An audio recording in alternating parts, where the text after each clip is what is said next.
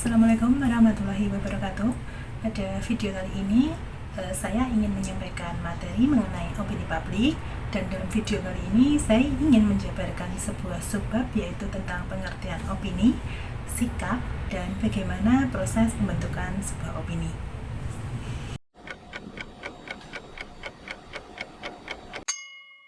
Banyak sekali definisi mengenai opini, dan pertama kali opini publik ini digunakan oleh Machiavelli yang dalam pengertiannya yang modern dalam bukunya berjudul Discourse.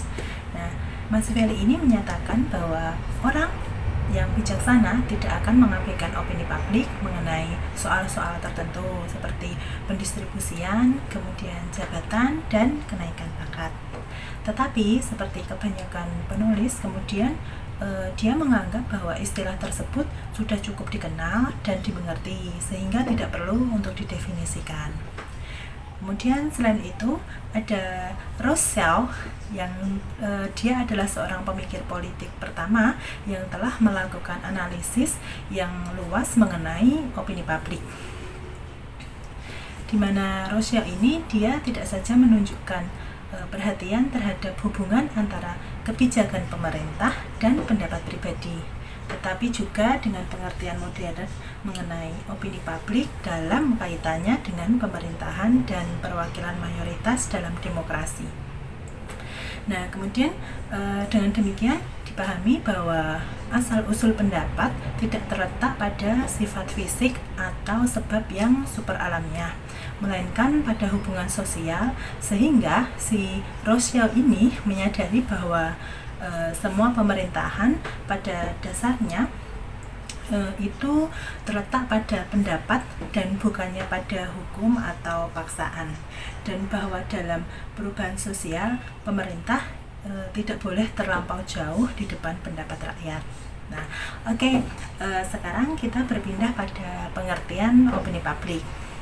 Opini publik ini berasal dari dua kata dalam bahasa Latin, yaitu opinari dan publicus, di mana opinari ini berarti berpikir atau menduga, sedangkan opinion mengandung akar kata onis yang berarti harapan.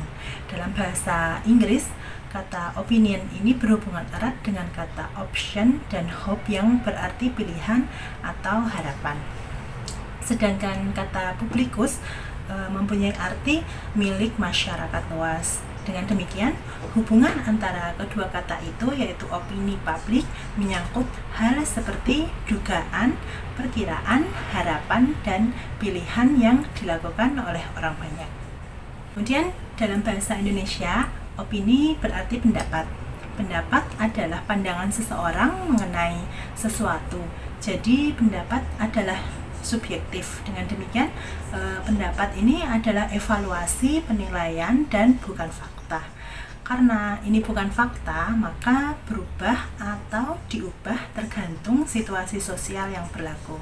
Sedangkan publik adalah sejumlah orang yang berminat dan merasa tertarik terhadap sesuatu masalah dan berhasrat mencari sesuatu jalan keluar dan mewujudkan tindakan yang konkret.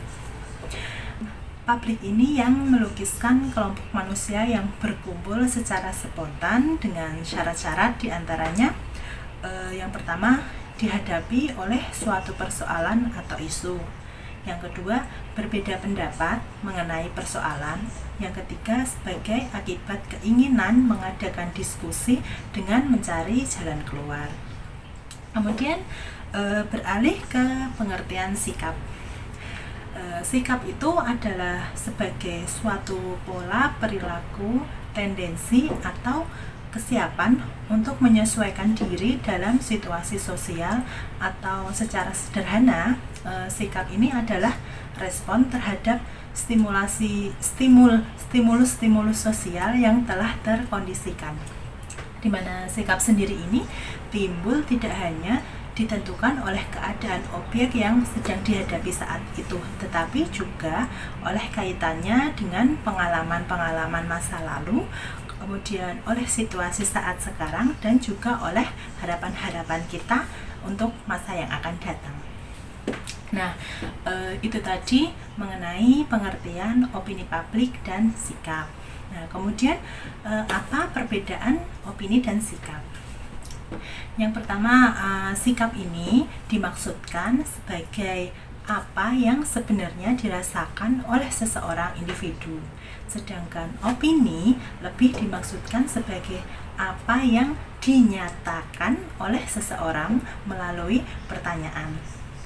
Tetapi dalam kenyataannya tidak banyak orang yang dapat mengungkapkan opini sesuai dengan yang dirasakannya, terutama pertanyaan yang ditujukan kepada masyarakat luas. Contohnya, di Amerika, orang kulit putih biasanya jika ditanya mengenai orang negro, maka mereka akan menjawab bahwa orang negro sama baiknya dengan ras kulit putih.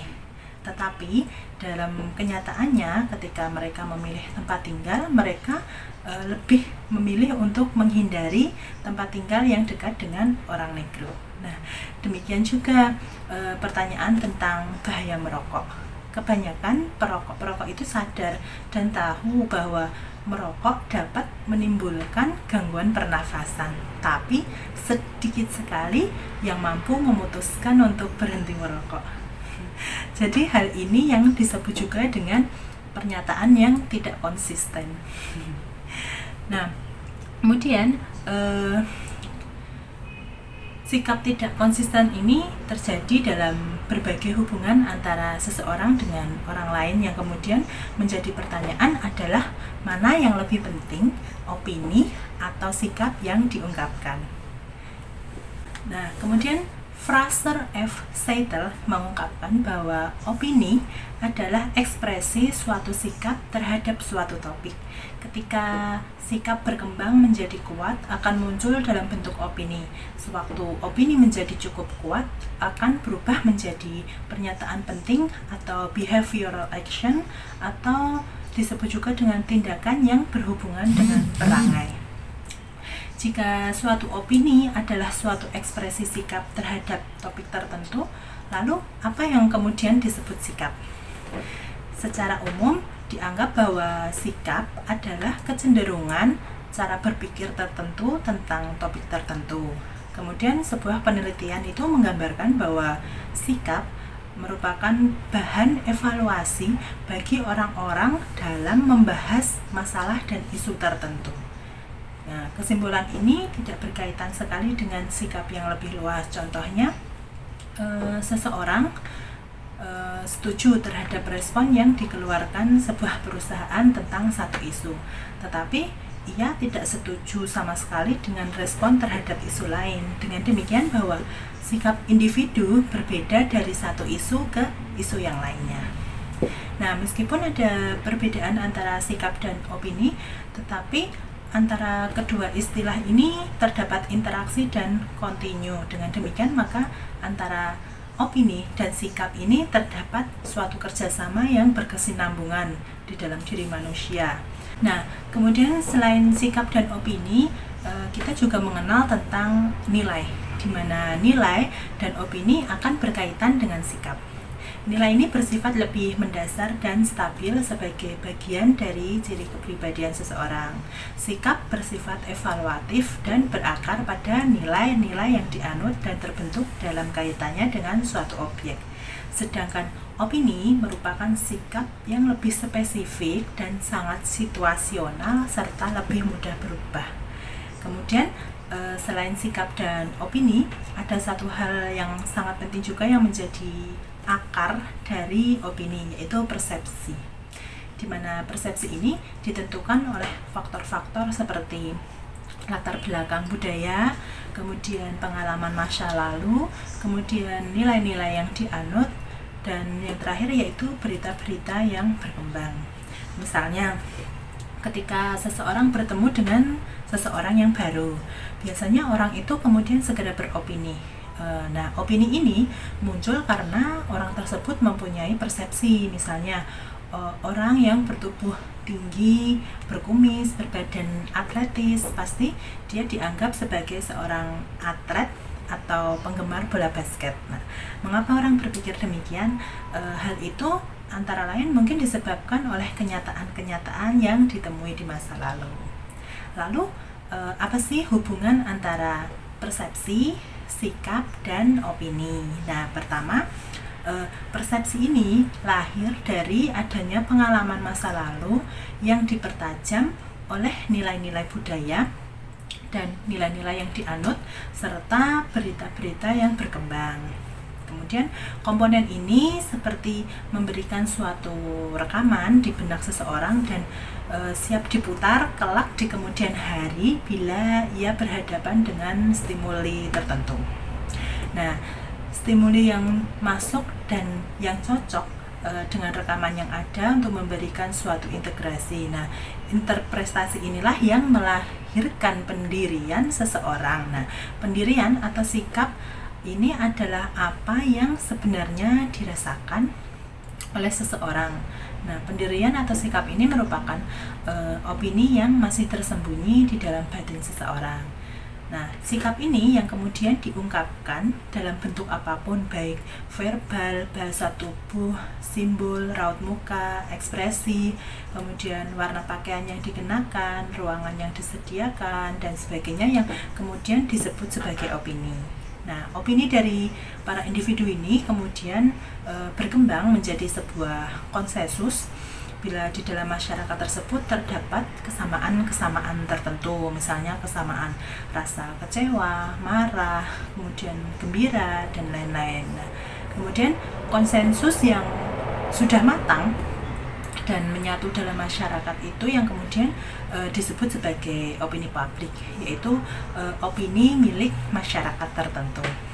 Nah, jadi setelah memahami teori mengenai terbentuknya persepsi, sikap, dan opini, kita jadi tahu bahwa opini tidak terbentuk begitu saja, tetapi melalui pembukaan kembali perasaan dan rekaman yang terbentuk di masa lalu.